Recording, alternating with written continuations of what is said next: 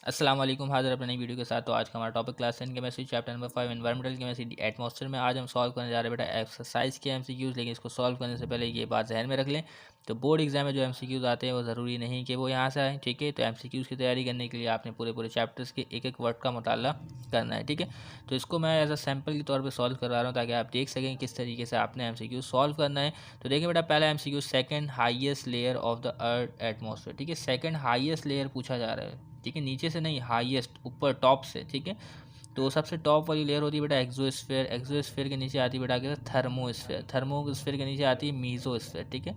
Highest से एक्सो, एक्सो के बाद थर्मो, फिर मीजो, फिर स्ट्रेटो और फिर ट्रोपो, ठीक है। तो कौन सी बेटा आपके पास थर्मोस्फीयर जो है वो second highest layer of the atmosphere है।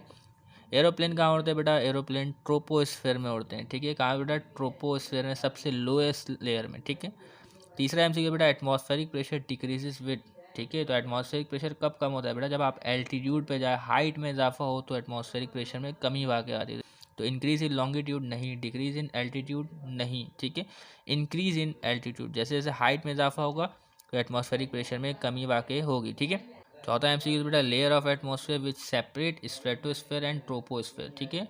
तो उस लेयर का नाम बताया जो स्ट्रेटोस्फेयर और ट्रोपोस्फेयर को अलहदा करती है, जिसके दरमियान इंटरफेस मौजूद होता है। तो उस इंटरफेस को हम कहते हैं बेटा ट्रोपोपॉज। क्या कहते हैं बेटा, ट्रोपोपॉज, ठीक है। इसके अलावा बेटा पांचवा MCQ, ozone layer is a part of which atmospheric layer, ठीक है। तो ओजोन जो है मौजूद होती है बेटा स्ट्रेटोस्फेयर में, ठीक है, जो कि हमें यूवी लाइट से प्रोटेक्ट करती है। छठा MCQ, which is not part of green house gas. Carbon dioxide part है ग्रीन हाउस गैस का, मीथेन भी है, नाइट्रस ऑक्साइड भी है।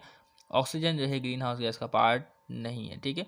Second most abundant constituent of dry air in terms of volume after nitrogen, ठीक है। तो कौन सी गैस जो है वो दूसरे नंबर में सबसे ज़्यादा पाई जाती है इन टर्म्स ऑफ वॉल्यूम, ठीक है, आफ्टर नाइट्रोजन, वो है बेटा ऑक्सीजन गैस, ठीक है।